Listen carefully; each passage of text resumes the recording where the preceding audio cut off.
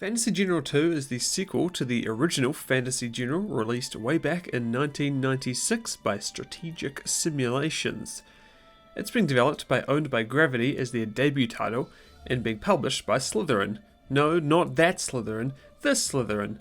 And you might know them for publishing a lot of RTSs and wargames recently, such as the excellent Battlestar Galactica Deadlock. Fantasy General 2 is a turn-based strategy game, and while not as complex as some of its contemporaries, calling it a war game wouldn't be inaccurate. It's set 300 years after the original in the same fictional, high fantasy world of Aer, and from what I can tell the narrative is a continuation from the first, but it's not directly related, so you shouldn't have any issues with being out of the loop if you, like me, haven't played the original. Anyway, Slitherine were kind enough to send me over a preview build of the game, which is scheduled for a full release later this year on Steam and Good Old Games. And like I said, while I haven't played the original, I was keen to give this a go, as its fantasy setting and appealing visuals were an immediate allure to me upon first glance. So I've played most of what's available in this build, and here's what I think of it. So as this is a preview copy, I don't have access to try out all the game's features or evaluate its final state, which is why this is a preview rather than a full review. The game on launch will offer 3 modes, campaign, multiplayer and skirmish, but as of now I've only been able to try out the campaign. Like I said earlier, it's turn-based and it plays a little like Civilization, except without the actual, civilizations. The whole thing is nearly all combat, so it's free to strip away all of the other aspects like base building and resource gathering and be a more focused experience. All of your units can take an action or 2 per turn, whether that's moving, attacking, or using an ability or item, and your turn ends when you either have no actions left or you just decide to move on without using them. The AI then computes their moves, and so it goes on until the end of the scenario. In the campaign, each mission is on a standalone map rather than one giant one, and each are tied together by this large overworld which is used as an in-between to select your next mission, upgrade units and perform other logistical tasks before embarking.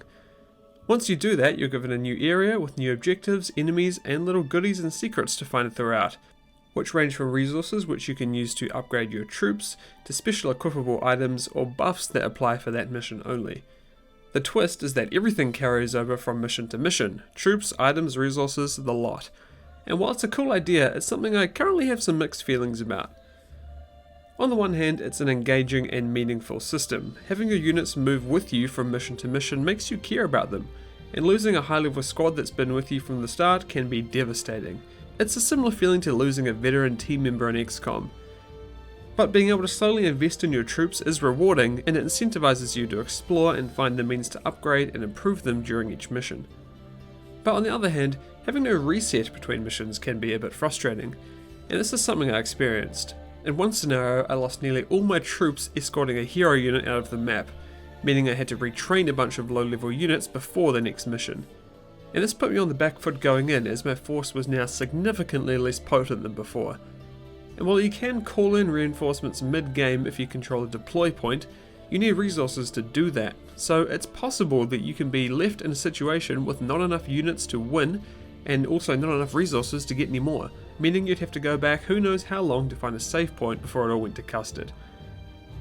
But besides those couple of issues, the combat itself is actually really satisfying, and it's a lot deeper than you might think. There's a lot of stats to dig into, a huge number of buffs and debuffs that can affect your unit's combat prowess, there's abilities, items, weapons, statuses based on terrain. Seriously, there's a lot here. But I can't quite be as positive on the game's presentation. I'm again somewhat mixed about it. Let's start with the good, and that's with the game's graphics, which as you can see look really nice, especially when you're zoomed out. Environments especially are vibrant and detailed, with picturesque rivers and lush forests scattered around, and units themselves look really good too. And while they aren't quite as detailed once you zoom all the way in no way would I call them lacking. But as far as the game's audio goes, I'm pretty disappointed. Not because it's bad, mind you, but because it just feels like it's lacking some really core features. And in my mind, having these in the game would make the game's story much more engaging than it currently is. My main issue is with the voice acting, or the fact that there just really isn't any voice acting to speak of. And I get that this is a lot of work to add for what is a small studio, and the budget was probably limited enough that it had to be put elsewhere, but reading characters' lines of dialogue in an in-game pop-up really does get old. and it makes it hard to care about anything that's actually going on. And it's a shame too, because some of the dialogue's actually really good, and I really would have loved to see it being given life, opposed to just reading it on a screen. It's also a shame that there isn't any cutscenes to deliver the story, but as far as I'm concerned, that's not as much of a big deal as the lack of the voicing. The soundtrack is also very limited, and although it's quite good, there's really only a couple of tracks there, though I'm hoping that this is going to be expanded in the full release.